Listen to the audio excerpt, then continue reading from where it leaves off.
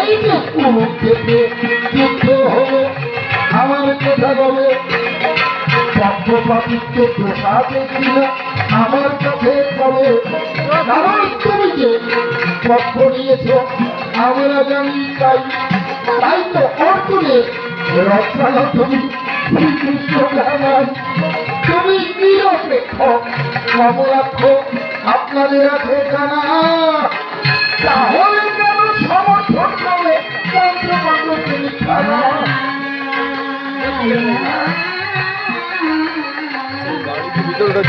এই জগতে তোমার কাণ্ড দেখে লজ্জা হয় ভারী যা কিছু